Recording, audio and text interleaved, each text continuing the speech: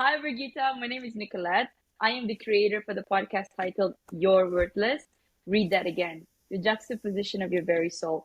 First off, thank you so much for reaching out with your story through Podmatch, and I cannot wait to have you on the show. So, first off, I'd like to read a bit of introduction about yourself to our listeners, yeah, and then we can deep dive into your story. Okay. So, hi, everybody. We have Brigitta here. She is a soul empowerment coach, divine channel, and light language healer, delivering messages from the many light beings, capital BE, to the aid of humanity in the hope that people will awaken to what life is all about. She has a profound knowledge of ancient wisdom that has over the years bubbled from deep within and has emerged as an inspirational channel, having been submerged in her own traumatic experiences and having chosen to overcome these. So she's simply here to offer her words as food for thought in unlocking our potential and becoming authentically ourselves while journeying back to the unfolding of the beautiful lotus of the light of who we are. Life is like the sound of music. You've got to dance before the music stops and live a little before life is over. Mhm. So, Brigitta, what was it like growing up as yourself? Well, first of all, thanks for having me on the show. Um, Pleasure. so what was it like growing up? It was like up and down, up and down, up and down. It was like a roller coaster. Oh my God. Okay, But could you can you unpack that for us? Like, yes, how I'll was it? unpack it for you. I think my childhood in general, was okay up to the age of about probably 10, about 10 or 11, because that's when the abuse kicked in from a friend of the family in Malaysia, in KL. Really? Yeah, it was a business partner from my dad, and we had to move, so we stayed with this person temporarily. And yeah, it wasn't like sexual. It was, and I'm very open about this, because I don't have that fear or that shame label anymore. I think we should be able to talk about things without having that shame factor or that fear factor involved. And it was, through his clothes, but it was consistently for probably several months until we left. And that just messes when you're like 10 years old, Nicolette, that messes with your head. Yeah. It wasn't just that. There was also like a teacher at the garden school who taught Bahasa Malay, Mm-hmm. and my sister was also in that class, and he would rub right up against my legs, completely under my dress. And Really? yeah, my sister told my parents, and I remember this as clear as it was yesterday, because the principal asked me to come in and I had to write everything down that had happened. Now that for a 10-year-old is very traumatizing. Yeah. It's, and even though the principal said to me, you haven't done anything wrong, the teacher got fired. How do you explain that to a 10-year-old? Yeah. And so that was tough. And then I had, the abuse. And after after that, when we moved, we stayed probably for another, I think it was another year or so before we left back for Holland. It's an interesting story that I never really talk about, which is very, very different, because I knew Mahathir, the former prime minister from Yeah. Malaysia. And my dad, a true story, um, he used to come horse riding past our home in Jalan Ampang every single Sunday. And my sister and I would run outside and we'd go, "Good morning, Dr. Mahathir. How are you? Apa kabar?" And he would always just stop and say, "Hi." And, have a beautiful Sunday, something along the lines of that. Right. Now, our landlord, I mean, my parents' landlord, they also knew, and landlady, they also knew Mahathir. And Mhm. we were invited to an event at his house. And Right. so we went. And my Yeah. dad was very much into agricultural projects, and poultry farming. And so what he did was, he went up to Dr. Mahathir and he was stopped by the security guards after the event. And, we were with him. And he said, no, no, it's okay. It's okay. And so my dad gave him a proposal. And that proposal was to grow potatoes up in either, I think it was Genting Highlands. And this was many, many years ago. And funnily enough, when I was writing my book and I was doing the research, I was floored because it's filled with greenhouses now, and they do grow potatoes. And it was just like, dang, Mahati, why couldn't you just offer my dad a job? That's all he wanted. You took his freaking proposal, right? Yeah. And And you gave it. cut him, Yeah. yeah, yeah. And I know he's still alive. He's in his 90s now. But Yes.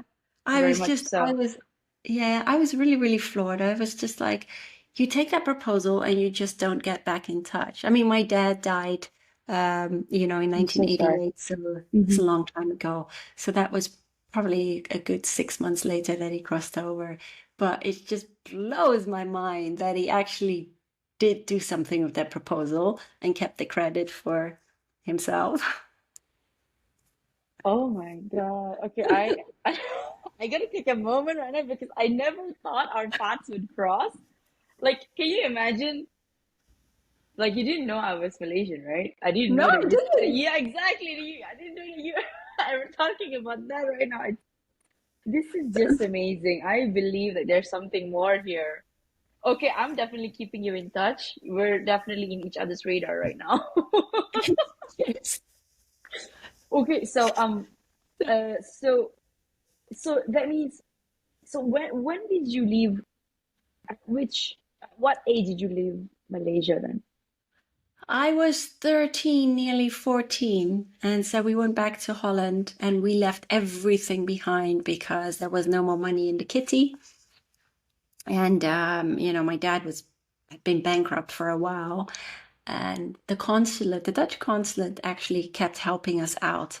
And at a certain moment in time, they just, said, no more, we can't help you anymore. And so we went back, left everything behind, and just took with us what fit in the suitcase. And I remember saying goodbye to my dolls, my favorite dolls, because I couldn't take them with me. So, and then we got to Holland, and my dad died several months later of cardiac arrest. And he'd always said, if ever I cross the ocean, I will not make it. But he refused to take his medication because he really thought he could cure himself. And whilst I am a great believer of that, you will also need to understand that you need to resolve your trauma. You can meditate as much as you like, Nicolette, but if you do not resolve your trauma, then you remain within that same, I call that same frequential energy system, so to speak, because the energy within doesn't change. So how can it actually change without? So when you suffer from any kind of dis-ease, or as people like to call it disease, and I call it Yeah, dis-ease because it's this a is dis-ease yes. within you that you have created.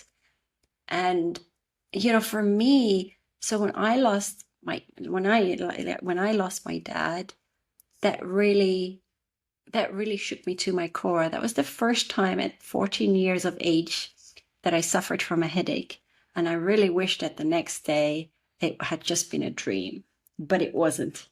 And we stayed at my grandma's for a while, my mom's mom, until we got allocated a council flat. And, my mom, I have so much respect for my mom because my dad left her with nothing except a debt. And she worked part time and took care of two teenagers.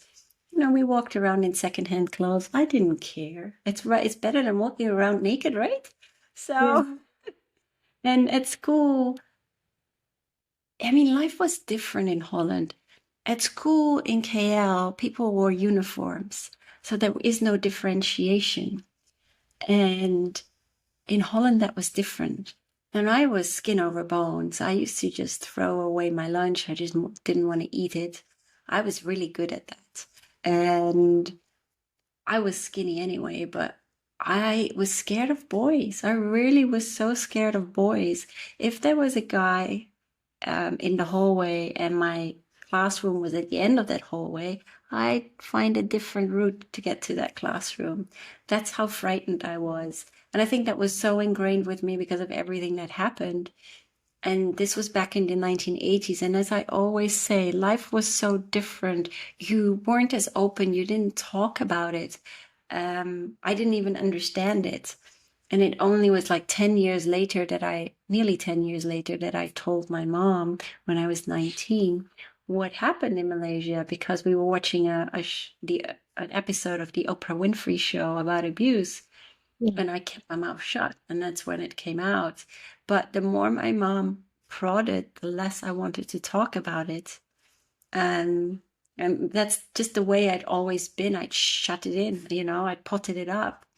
And even when my mom, when I was 16 years old, she put me on this modeling course. Now that just didn't work for me because I was carrying the weight of the world on my shoulders, but I hadn't healed anything. Yeah. I put everything away in the archives of my mind, as I always say, because Yeah. that's what we do. Any traumatic experience that we go through, we store in the archives of our minds.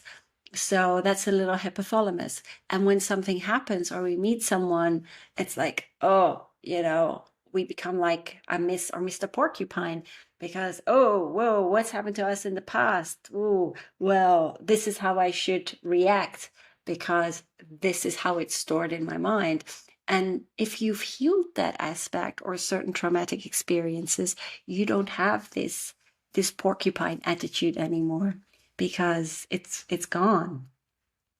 But yes, so what happened there was quite well. I mean, it's rather funny looking back at it now. But a hairdresser picked me out from this modeling this modeling course that I was doing, and he's like, "Oh, would you like to be the main model in my show?" I'm like, "Yeah, sure, why not?" Paid like 75 guilders. Beats me how much that is now because it doesn't exist anymore. And well, I had hair till here, till my shoulders, and he cut it in a pixie cut. Well, you can.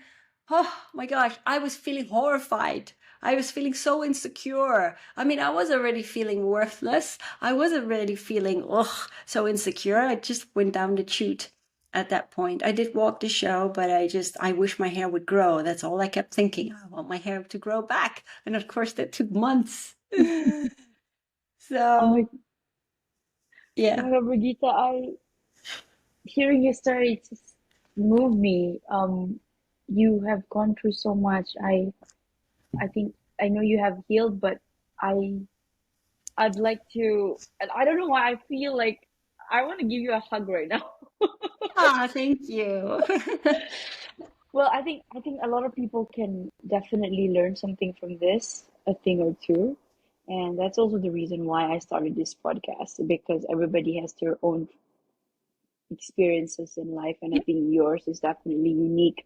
And for you to be able to come out on the other side healed and trying to trying to light the path for other people as well, that's just beautiful.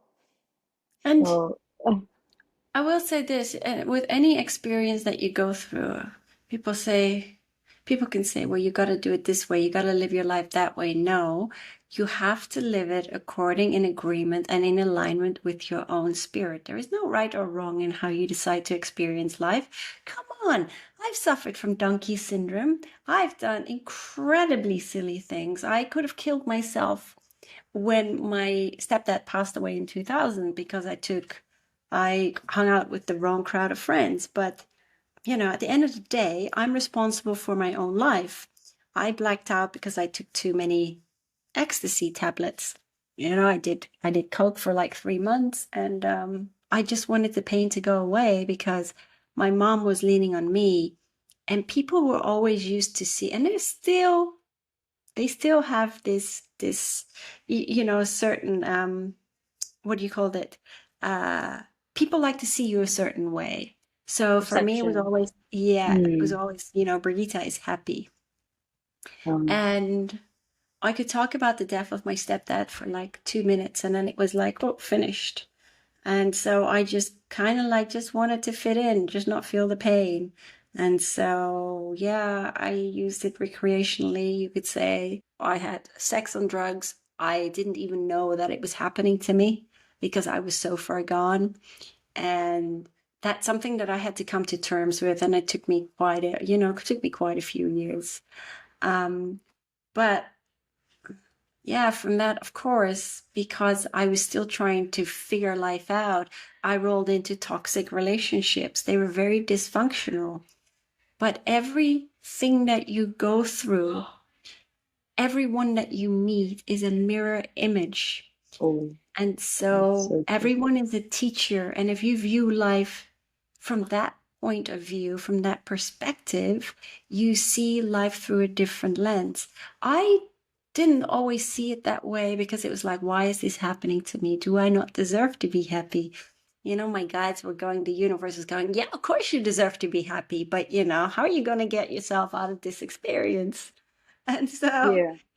did I make the same mistake as I'd like to call it twice? Sure, I did. Does it matter? No, it doesn't. You grow in your own time. Wow. I'm speechless. Like I have a whole question, and then it's like I think you've addressed most of them, but okay, let's go through it one by one. So, um, because the essence of my podcast is about self-worthiness, and this is a question where we I'm gonna touch on being existing in this time and space. So, in your opinion, why do you think we are here? What is our purpose in life? What's our purpose in life? Wait, can I just close the door before I Yeah, answer that? sure, sure, sure. The No noise. problem. Yeah, no problem. Perfect. Why are we here? Well, Yes. that's very easy to answer for me. Although I had to figure it out. We're I bet here I bet the period to figure it out was like all through the years, years. right? And then yeah. Okay, can you give us your wisdom? Well, we're here to return to a love for ourselves and each other. That's one. We're here to also learn how to manipulate the energies, Mm, making them work in our favor, because we don't always realize that we are energy. We're not this organic blob, this yeah, human body. We're the yeah, spirit within this human body. We are energy. And that's right. so we are divine alchemists. That is what we are. And people are like, yeah, but I do not create my reality. Well, my dear, actually, you do. We all create our reality. And it doesn't mean life is always a bed of roses. It merely means that whatever you go through, become conscious of what you go through rather than remaining in that conditioned programming. There's a big difference between thinking consciously and becoming aware of your experiences rather than just, steamrolling through them and doing as you've always done. Can you break it down, the difference between the two, Yes. please? So we are conscience creator. We create consciously, right? That's what we Yeah, do. that's Many right. people are not aware that we create consciously because they normally just do their thing, their everyday thing, and some will remain. The very big difference is when you become aware of your experiences, that's when you become conscious of everything. Mm. That's the big difference. So if you remain in, for instance, that victim mentality mode of why is this happening to me rather than why is this happening for me, that's the difference. So, what would you say to people who have just started their healing journey? What do you, what would you suggest they do? Like, I, I think everybody's at different stages of their Yep. journey in this life. They might not even be fully awakened in this lifetime. That's why they probably need to come back. Yes. But right now, though, anybody who's in that um, timeline, what do you what do you how would you recommend them to go about it? If they're commencing with their healing journey or just starting, that's Mm-hmm. what you're asking, right? Yeah. Yes. First of all, oh my gosh, I have so much respect for people that commence on their healing journey. I mean, honestly, I could embrace them. I can say, I love you because I do. And Mm, you have to do whatever path you choose, make sure that it aligns with your spirit. But if you want some advice that will really help you along the way, and it's helped many people, and I absolutely love him. But if you're really flustered or anxious, and you just want to recenter yourself, listen to meditations by David G. So David and then J.I. On YouTube. And he does a lot of meditations on fear, anxiety, returning to the center of self. And all you need to do is just plug in your headphones and that's it. But if you get really stuck, just reach out to somebody. And I think that's really important. And also when you commence on your healing journey, you've looked in the mirror and said to yourself, I'm taking accountability for my life because I deserve to be happy. Often enough we allow the opinions of others to, to loud. mull around. Yeah. Mm. And it mulls around in our mind.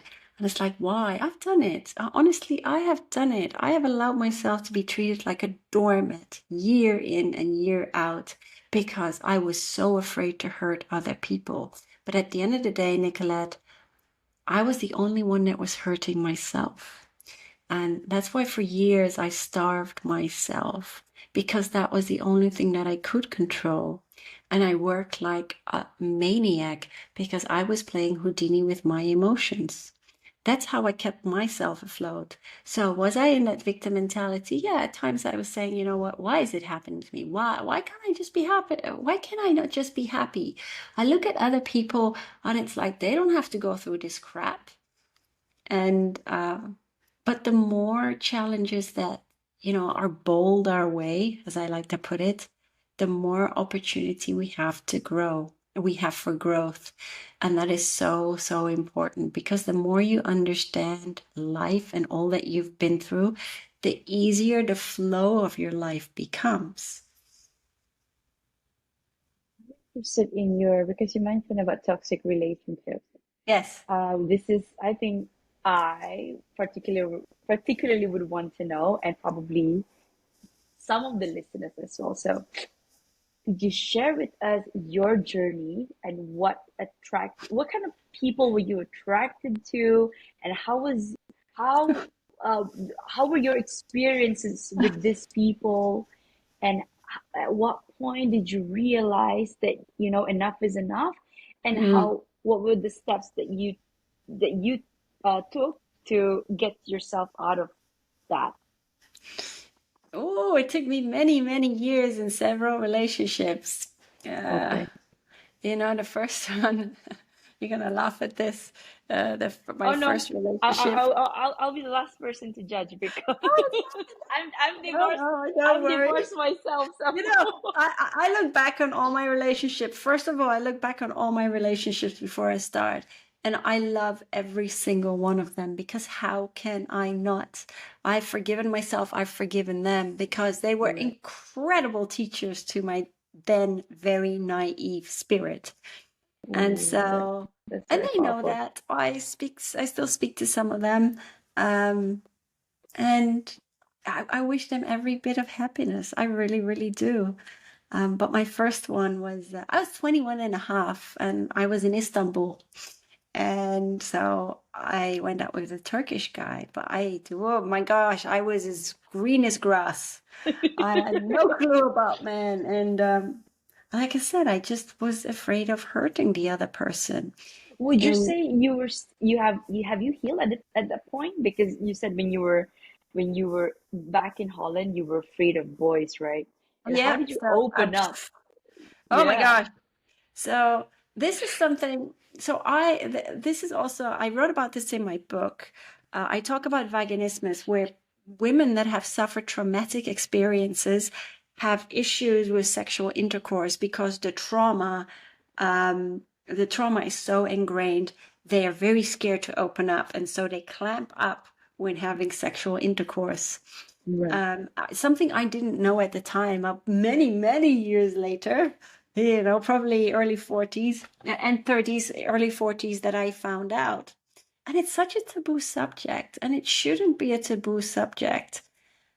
But okay, so that was an art. I mean, that already went wrong, that relationship. I tried, it was probably my longest for 3 years, even though I was in the UK for a year, because my mom said, after I returned from Istanbul, you are going to do a study.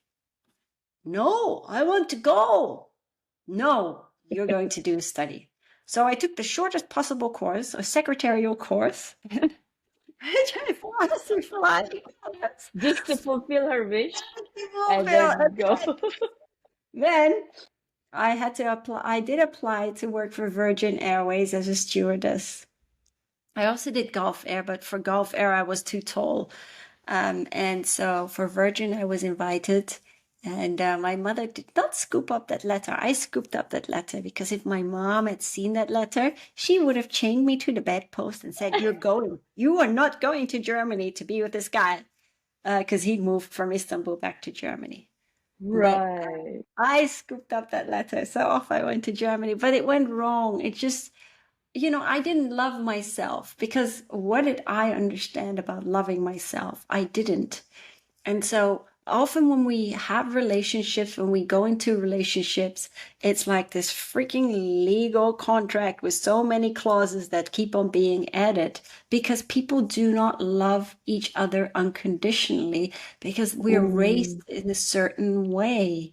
We're raised according to the beliefs of our parents and this social paradigm. And, Expectations. yeah. And it's just like, you have to be a certain way. No, you don't. You have to just be you. Who cares what people think about you? You have to be comfortable in how you feel about you. That's the most important thing. And people try to conform and try to mold themselves, try to fit in. Why? Why? You're not going to feel happy and peachy within your own skin when you keep molding yourself and trying to transform into something that, into something that you're not. It's so important to just be yourself. But it took me many years as well, and many relationships, well, several. I mean, the one in 2009 was that really shook me to my core. And I think that was needed because my ex was a crack addict. And I didn't know that because he was like a part-time crack addict, and he hid it so well. And so I bought him a plane ticket. Yeah, to come to Wow. Holland, and he I stayed with totally, me I for, get it. yeah, I stayed used with to be me, like that too. stayed with me Okay. for several months. But I was working my socks off, and he's like, "Oh, I couldn't get a job." I'm sorry, Nicolette. You can put me in the freaking desert, and I will still find a job, because that is my attitude towards life. Mm, And if you want something, you will always find something, because that is what you put out there to the universe. So you manifest that. that's so And true. even when I was living in New York, and, I was bartending, I was doing the odd modeling job, I was hostessing, and I was doing promotional work. Yeah, because that was just me. It was like 7 days a week. So, but here was in Holland, and yeah, I mean, I never seen someone so off their head, so in pain, with crack hands. And he pawned some of my stuff. He landed in bed with the Crips, the Dutch Crips in Holland. And it just, I mean, I tried to get him to, he wanted to get help, but you needed like, in the US, you have like a social security number. And so Right. he needed that for Holland as well. And so they wouldn't take him in. And because he'd stolen from the Crips, they held him for ransom. They found him, held him for ransom. And at the end of the day, I mean, I helped the police out. and they found him and they deported him back to the States. But I'd already moved back to the UK, close to my mom, because she got me out of Holland in the space of like 2 or 3 days. And the police said to her that we're dealing with this case, they said, this is the best thing you can do for your daughter. Little did I know that over the many years they built a massive prosecution case against the leader of the Crips in Holland, and he called me up and he threatened me with my life. He said, if I ever find you, I will kill you. And he said, if I ever find your ex, you can guarantee I guarantee you that he'll be lying dead in a ditch somewhere where you will never find him. And that was just, I was at breaking point. I really, really was at breaking point. And I tried to take my own life by downing a whole box of ibuprofens when I was in the UK, and that didn't work for me. I just woke up, headache gone, and I had like 12 hours sleep. And my mom just said to me, Brigitte, why don't you go and see a counselor? I did go and see a counselor, but it didn't work for me because she listened to my whole story and she just said to me, you're going to be fine. You're strong enough. You'll manage. And I just walked out of there. And then I thought, you know what? I'm going to try the holistic route. Because I used to read cards for people throughout the years. And so I found, yeah, tarot. And I used to, I'm into tarot too. Part of my healing journey was tarot as well. yes. Yes. Oh God, we have so many parallels. Okay, that's really So interesting. I found, I didn't come to Earth with a cheat sheet around my neck. We got to figure it all out. So I found a Reiki healer, and she was just amazing. She really, really was. And she helped me so much. And I also studied Reiki level 1 and 2 under her, which took about, I think, just over a year to complete because, I had to do all my case studies, self-healing and case studies. And I studied many other healing modalities, like the emotional freedom technique, which is really powerful. It's tapping the EFT. emotions. Yeah, Yeah. tapping the emotions out of your system so that you can just talk about the memory without being traumatized or re-traumatized by it. So powerful, yet such a simple technique. And I saw some amazing results when I was working with clients. But I became a meditation teacher as well. Studied holistic nutrition, so many other healing modalities, because I was just like a little SpongeBob absorbing everything. And when I moved several years later, when I moved to St. Petersburg in Florida, I did learn from that one relationship that, let me hit rock bottom, but then I got another version. It's so it's so ironic that you can actually laugh about it after so many years. That means Yeah, I can. Like I can because yeah, I mean, come on. We're not gonna get out of this life. We're not gonna get a life out of this current life anyway. And when we that's go true. back up there, it's like, well, let's go Let's through your life review and see how you've done, how you've coped. yeah. So, Let's see yeah. your film. Play. Oh, you did not. Oh, let's see. Oh, this year. Ooh, you messed up that way. So, what did you learn? I can imagine. Yeah. So, how was it? Was that difficult? You tasted your own medicine, right? I could imagine. The universe not using Yes. me like that. So, That's so funny you mentioned about a taste of your own medicine because that, I've gotten that so often. And it's only because what happens is when we are in a relationship, what people often do, mea culpa, I've done it. It's like, you want the other person to be happy. You will do anything. You will walk to the ends of the earth and then some for that person. you Oh, take a bullet really? for him. And where are you going to end up then? Well, I ended up in hell because I lost myself along the way Along the way. because I wanted to help these people. I wanted to find them jobs. I wanted to do everything for them because they didn't seem capable. Whereas for me, it was like super easy. Yeah. But you have to allow for others to walk their own journey.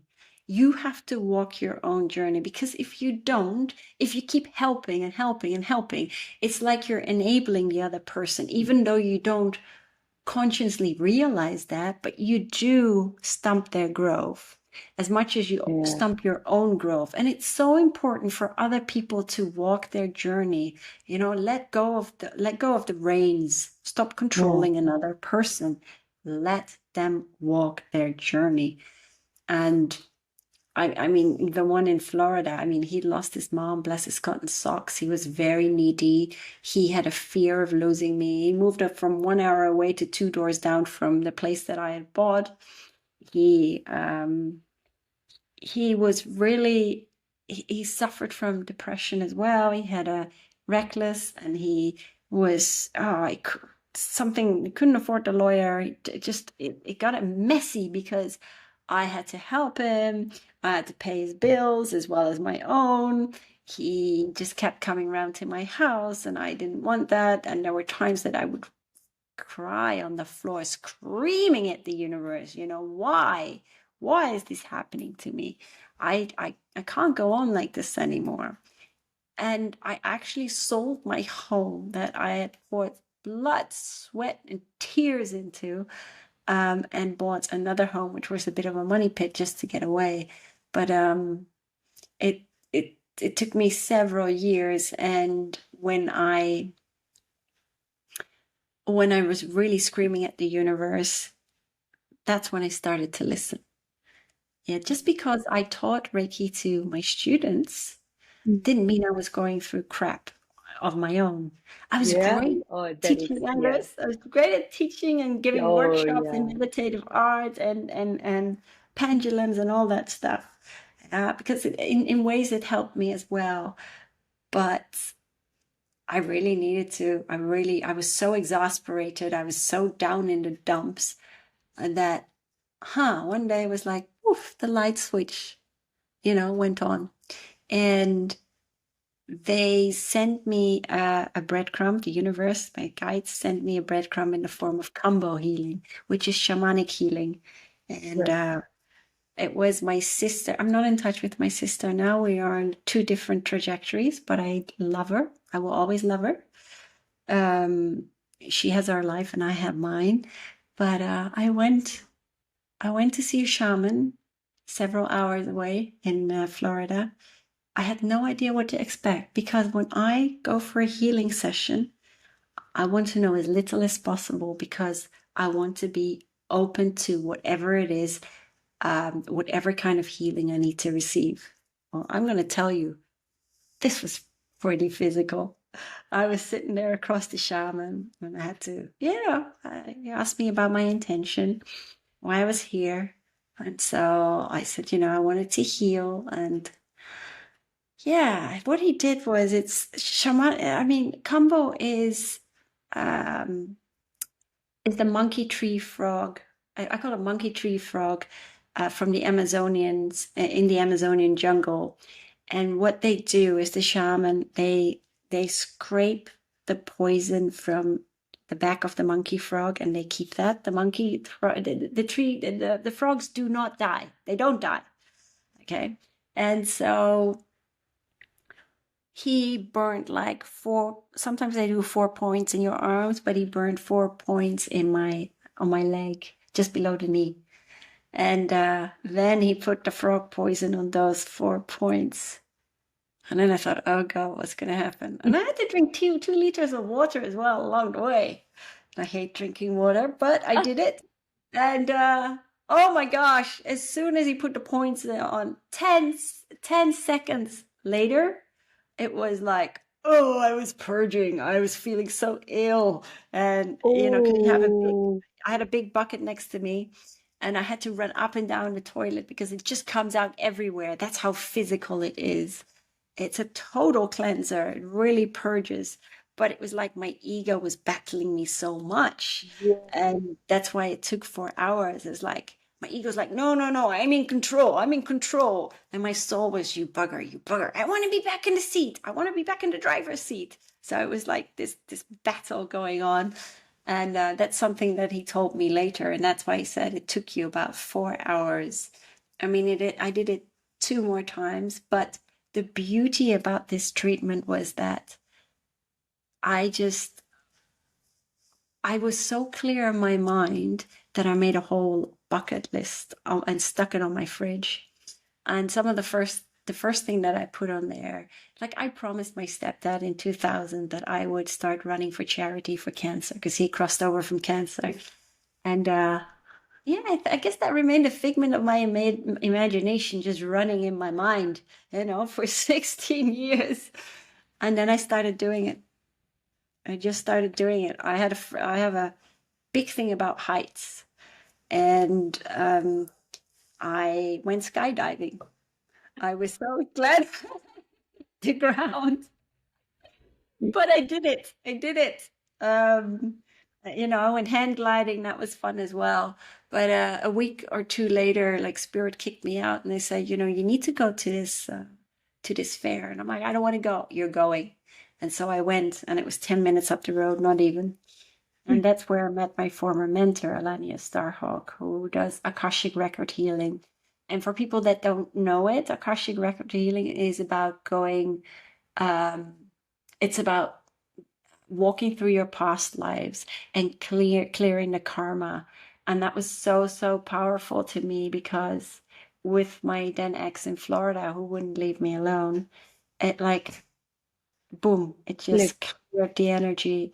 Because in a past life, he was like a charlatan. He was a charmer in the Middle Ages, and I was pretty well off. I had my own business, which was pretty unusual in that time.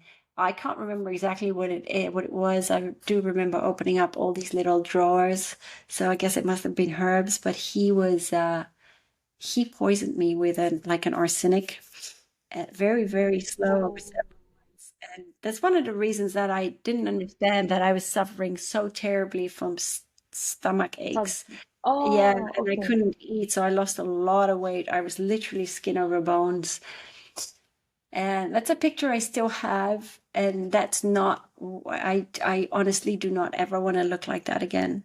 Um, and so she cleared that because sometimes we take remnants of our past lives into this life. And there were some other lifetimes that she cleared as well. So it was very, very powerful. But what happened after that is that his energy changed because he left me alone to finally sort out his life. And I could continue with mine. The beauty of it is like a year later, he said to me, he's like, you were the best thing that ever happened to me. You made me realize so many things, and I have grown so much because of you. Um, and that was just, that's just beautiful. I love it when people grow. He sorted out his whole life. He's got his own place now. He's got a good job. And I'm just happy for him that he was able to sort out his life. And sometimes we have to, when you are in such a dysfunctional relationships, uh, sometimes you need to hit that um, Rock rock bottom. bottom. Yeah.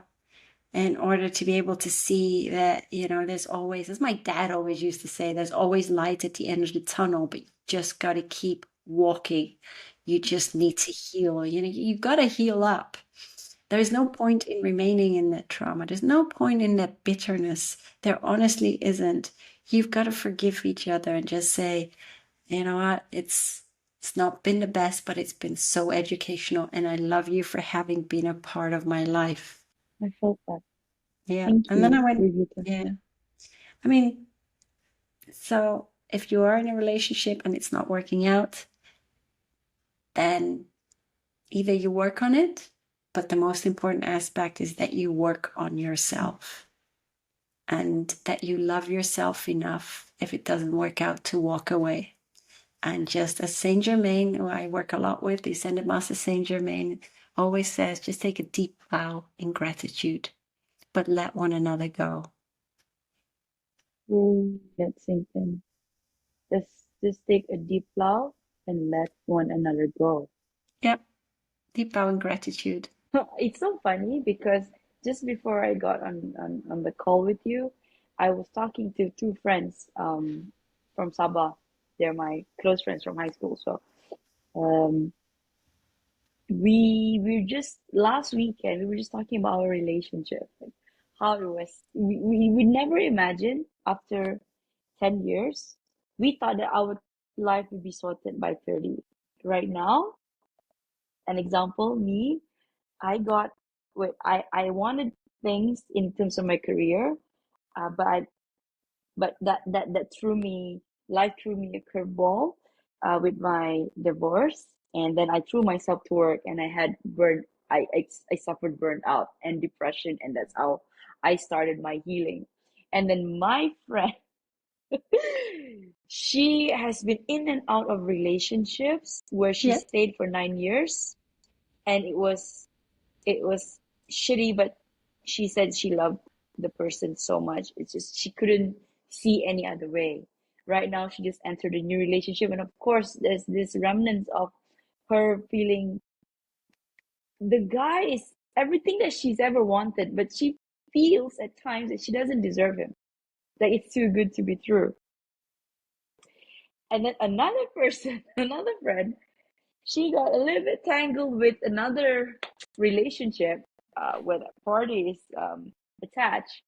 So that's it is it's so ironic, but like I was just telling them about my story about how I went into different modalities in terms of healing, and then they started hearing me saying about everything about how you create your reality just literally hours ago. And then one said, okay, Nick, send me what anything that you know, just send me. Okay, I said, I'll send you some. It's a rabbit hole afterwards, but I promise you it's going to be worth the journey. But at any time, if you want to discuss anything with me, bounce some ideas, let's do it. And then the other one, he says, oh, I'm so lazy, Nick. Can you just can you just tell me the story? Like I said, no, I'm serious. I love you, but you've got to do the work yourself. You Yes. see, because when you said just now about we're on different journey, we're on Yep. different trajectory, stages of our, I would say, awakening, right? Like Yep. really looking inwards. So it's this is just all clicking up. Like this is why I love this topic so much. It's like, oh, I cannot brag about how wonderful it is at this point of my life. I'm able to at least get a glimpse of what everything is like. I don't know, sometimes when I talk to my parents, they'll be like, they probably think like, I think they love me. I love them. But you can tell when you talk to somebody, you're not on the same wavelength.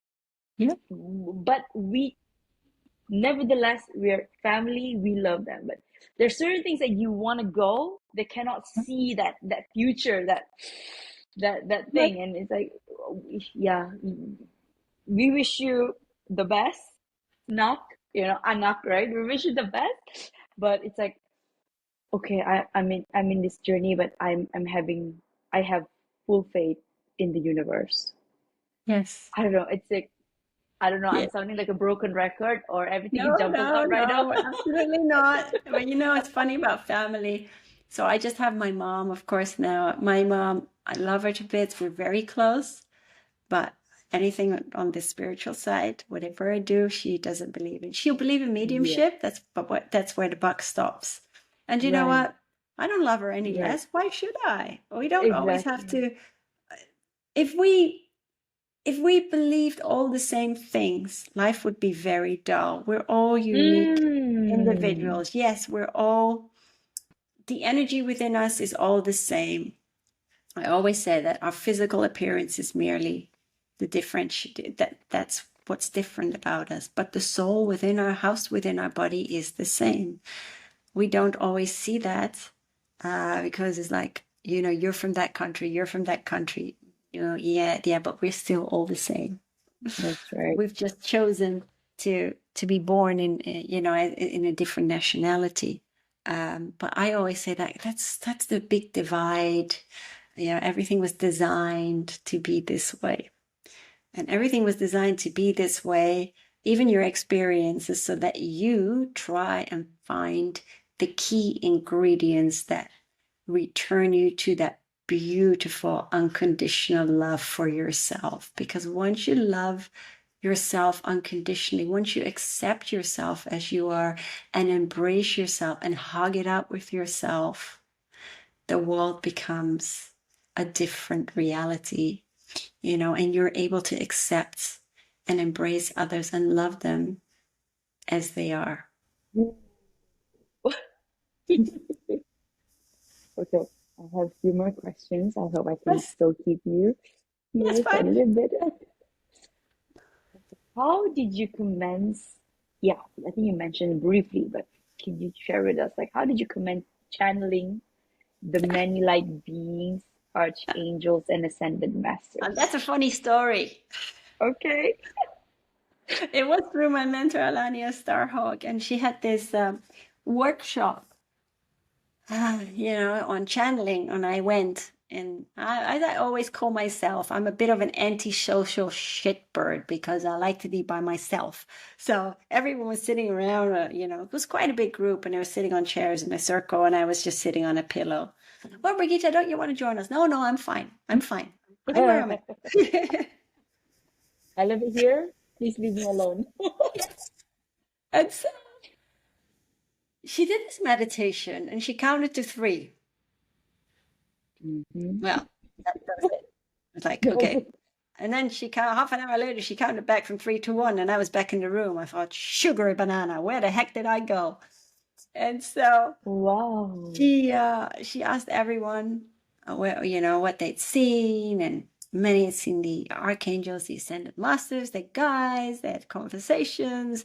They saw their totem animals. They got messages. And what did I get? Diddly squat. Nothing, nada, niente.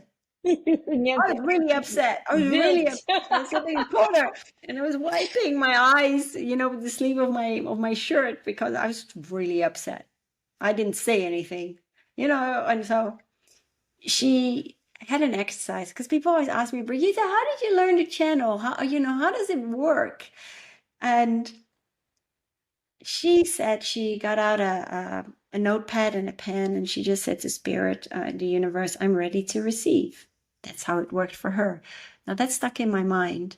And so when the workshop had finished, I rushed out, hopped into my car, and I went home. That's exactly what I did. Now, the difference with me was, I think at that point I was so exasperated in my head, I wasn't even thinking. I just sat down and I said to Spirit, I'm ready to receive. Please give me a message. And it did. It went, I was just writing and it came out as old English prose. And I didn't really know what I was writing until I looked back at it. And I was so excited. Oh my gosh, I was good at something. And so I did it every single day. It's like when you go to the gym or you learn to ride a bike, right? You need to keep practicing. Yeah. And so I did it every single day. And then what I started to do was I started to use my oracle cards, and I would just shuffle them. And whoever came up, whether that was an ascended master or one of the archangels or any other deities, I would just sit with the card and say if they had a message for me. And I just wrote it. I just started writing. I didn't use Google. I just started writing. And that really worked for me. It was very, very powerful. And then, like several weeks later, when I saw Alania again and I showed her my progress, she's like, "You see, all that needed to happen was for me to unblock you so that you could channel again." And I looked at her. I'm like, "Excuse me, but I've never channeled before." And then she looked at me. She's like, "Oh my God." That's what you've been doing. Yeah. And so I've never looked back since. I mean, there are questions that I asked, like, one thing that I asked was like, well, should I leave the US or should I stay? And they were like, look, this is not our journey. This is your journey. If we are going to tell you what to do and how to live your life, where is the fun in that? You are the one that has to put the pieces of the puzzle together in order to walk the path of life. us telling you the answers is not going to help you. And I thought, well, that's not going to help me. But I had to figure it out. I really, really did. And I mean, I left the US with nothing. I was pretty broke until the money, even though the house was a money pit, and when the money came through several months later. But even then, when I went back home or to the UK, it was tough for me because I was in my 40s, and I'm nearly 50 now. But this was You 6 years ago, and no, yeah, but I am. you don't. Wow. What is your secret, Brigitte? Jeans. My mom is 73. She doesn't even look it. Really? No, she doesn't. She doesn't. The genes, okay, the genes play a big role. Yeah, but also what I eat, I do. But I looked around me at that time, and I'm like, I feel like such a failure. I felt like such a failure. That's what I said to my mom. I said, everyone has like a home, a mortgage, they have a job, they've got kids, they're married, and look at me. What the hell have I got? My mom looked at me and she's like, Brigitte, what you have are your life experiences. You've lived in so many countries. You've always found work. You have soldiered on. You have done so much with your life. She's like, so don't look at others, but look at yourself and all that you have achieved. And yeah, that was beautiful. She's right. I think when you have, and when we look at people, because they're married, they've got kids, they've got the house, the mortgage, is that really important? For some people, it is. But it's really about making memories and garnering life experiences and becoming more aware of life and what life is all about. Because life is not about just working. It's all work and no play, so to speak, as that's the expression. But in this day and age, everyone is like a gerbil on a burnt out treadmill, because everything is so done by design, even in this technocratic society, all to deviate ourselves away from our own awareness. Because can you take a phone away from someone? No. It's like they're addicted to it. And if I go out in nature, or if I take a walk in the woods, it's like I love the quiet. That's what I love. I mean, growing up in the 80s and even the 90s, in the 80s, there were no mobile phones. It was great because people, lived from the heart. They communicated with one another. Now it's all this stupid texting or, Kindle and everything. I hate texting. I hate writing long emails. Don't have the time for that. Yeah. But it's so much like, people, be real. Just be true to yourself. Ditch the mask. It's something that Saint Germain, the Ascended Master Saint Germain, hammers so much on. It's like, ditch the masks. Just be you. Be raw and authentically you. And we live so much of a fear-based life rather than a love-based life, or we live so much of an egocentric life rather than a self-centric life. It's not self-centered, but I mean a selfless life. It's very selfish the way people live. It's all about me, rather than we. That's true. Live as a community, not as a singularity. Live from pour from the cup, as they always say. Pour from your heart with the cup of love, rather than living from an ego-based narrative, because that doesn't serve you. It doesn't serve anyone.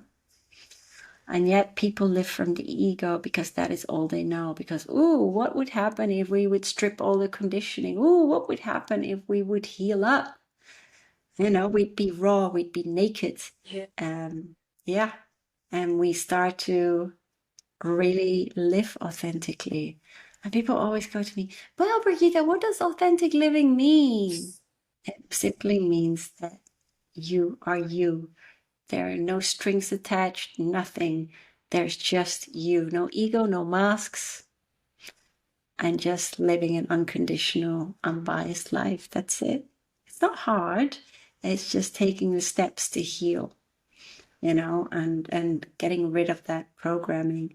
If you think of, there's the Ascended Master Hilarion, who I love very much too. He's also a healer, works with Archangel Raphael, and he compares it to, well, look, when you use conditioner in your hair, what happens? Right? It's very sleek. You can comb through it. But if you do not use the conditioning, it becomes very frizzy and it becomes very you. This is just who you are. So yeah. And when we talk about fear, it means false evidence appearing real, but it also means either you fall endlessly or arise revolutionary. Fear is merely the beta blocker within our minds. It's created because we were born out of love. We are love. That's our divine essence. Fear is merely that smooth criminal, that little gremlin that makes us go, so that just deviates us away from who we truly are. Well, when you say about being yourself, authentic yourself, because at one point I did ask myself, like, if I were to strip away all my accolades, all my achievements in school, in work, whatever it is, like, who am I? You're still that beautiful soul, that beautiful light that lights up the world. Because our journey is to become enlightened through many, many lifetimes. I mean, Buddha didn't do it in one lifetime. It took him many, many lifetimes. And whatever we go through, our experiences, hey, take it on the chin. When you've overcome that, I applaud you. I really, really do. What school we've gone to, the universities, it doesn't. It really, really doesn't. What matters is what you decide to do with your life, what you think is important, what makes your heart skip a beat, what makes your soul sing. That is what is important. Okay, so what is your heart's greatest wish? My heart's greatest wish, I will always say, to be happy, right? But the happy is the inner state of being. But for me, it's really about inspiring others to awaken to what life is really about. That is why I'm here. And just to backtrack a little bit, it doesn't mean just because I'm a healer, it doesn't mean my life is a bed of roses. To get to Spain, to where I am now, it's cost me most of this year. It's cost me, I've gone through experiences this year. I look back and I think, wow, I made it through. Because I fell back into my old programming. I did. I'll be very, very honest about that, as I just talked to you about that just before the show.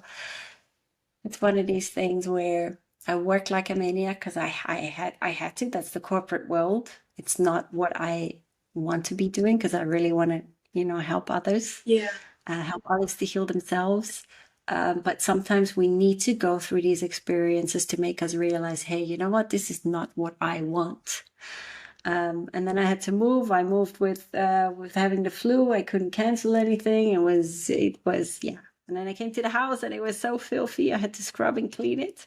But I managed it because I soldiered on. Yes, I lost about 7-8 kilograms along the way, but I am consciously aware of what I have done. So that is the big difference. Rather than just soldiering on and and just tucking those experiences away, it's embracing those experiences and saying, you know what, I know what I'm going through. I understand it. I know what I've done to myself. And I know what I need to do to heal from these experiences. That is the difference. Well, again, another parallel, because today I was thinking about my life story. you were mentioning, sorry, my mind is racing right now because I was trying to connect to what I was thinking just today before the interview. how like you, even though, yeah, yeah, no, okay, I'm back in the train. I was just telling again during the conversation with that true friend. Mm-hmm. I told them like I feel like I want to do. I feel like I I can do there. There is something that I need to do outside, but because I have to pay my bills, I am still attached to my 9 to 5. Like in Yeah. tomorrow, I have work and I have presentation I need to prepare. But to be honest, I couldn't care less about the presentation, and I am more excited to be speaking to you rather than prepare for the presentation. But after this call, I would have to sit my ass down and then at least focus for the Yeah. next 2 hours to finish it. But it's like, what was your journey? What are you still working now? Like, how do you move past that? How do you know when to let go? When to basically when to let go and just follow? It'll be in a couple of months. I know that. So I do know that. It's like my guides at the universe. It's so funny how your podcast is called You're Worthless, and we still every single day we try to find our worth, but we are worth every single penny. You know, we are worth it. We are. Once we value ourselves, and I still struggle sometimes, and that's okay, because we're human, right? That's the thing about it, right? We're human, and human, when we split the word up, you means light, Hue, and men. So we are walking light men, having covered ourselves with the layers of the earthly conditioning, trying to get rid of that of all the layers, returning to that beautiful you of ourselves. So the same with you, Missy. Yes. Thank you. I am so blessed right now. Like I can't even begin to. Do you know what I forgot to say? To do? My light language healing demo. Oh, what is that? It's so light language is the thing that I do. I love it. I absolutely love it. Sometimes wake up in the middle of the night, even when I was so stressed, moving here and everything that had happened in the past couple of months. I was just walking up and down the stairs talking in light language. And light language is very healing. So you've got Reiki and other modalities, which is like long distance healing or hands-on healing. But light language healing is something that your soul comprehends. Your mind doesn't understand it at all because it's like gerbil language. But it's ancient and it's very galactic, and it's the many master teachers. They also come through, and it's just very, very healing. And these are light activation codes for your soul. And often what happens is whatever we focus on, whether it's clarity, getting rid of fear, returning to that love for ourselves, getting rid of anxiety, that is exactly what it will activate. Very powerful. How do I start? Like, how do you start? Well, Yeah. I'll do a small demo. Just tell me what you want to focus on. Clarity? Yeah. Yeah. You seem to know what I mean. Yeah. Getting rid of the gunk in your mind for a little bit more clarity. Yes, yes.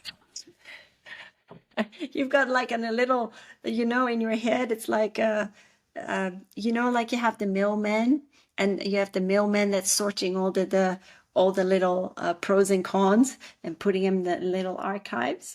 Yeah. That's part of your mind. Yeah, that's exactly. That is exactly. Okay, so we're going to focus on clarity. So I'm going to ask you, so whatever comes out, don't worry, you won't understand it, but your soul will get it just beautifully. So yeah, close your eyes. Take a very deep breath in. Hold it and breathe back out. Take another very deep breath in and breathe back out. And just keep gently breathing in and out. And actually, the light beings have been waiting for a little while. So we're going to focus on clarity and getting rid of the gunk in your mind so that you can think a bit more clearly. And whatever comes through, just allow it to flow through you all the way from your root, not your root, your crown chakra, and wherever it needs to go.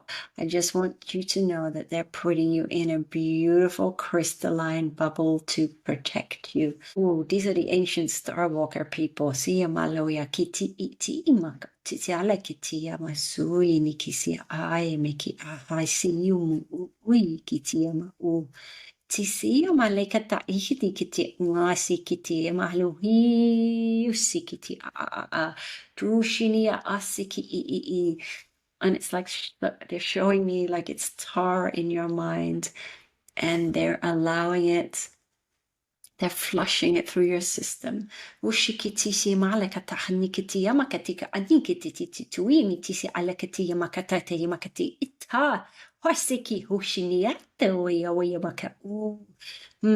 just allow it to flow through you, all the gunk through you and straight out through your feet, they're saying, allowing it to be absorbed by Mother Earth, and it will be recycled. Pinkish light, allow it to flow through you, and it's softening your energy. And right now, you're just realigning all your DNA strands. Oh, and they gently retreat. And they say the restranding, they call it the rebranding view within, will take place over the next few days. So allow for it to integrate and just allow for yourself to sit within this beautiful, soft, pinkish you. Tuki isi mikita a. And they say whenever you're ready, just take a very deep breath in and open your eyes. Said star. I was imagining I was meeting with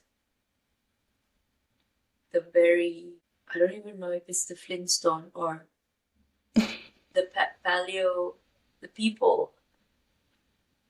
And then they were just showing me your North Star, something like that. Yeah, But very different. What did I do to deserve this? Sometimes we all need a little bit of help, Nick. That's all right. Thank you, Rita. Oh, I want to give you a back. hug.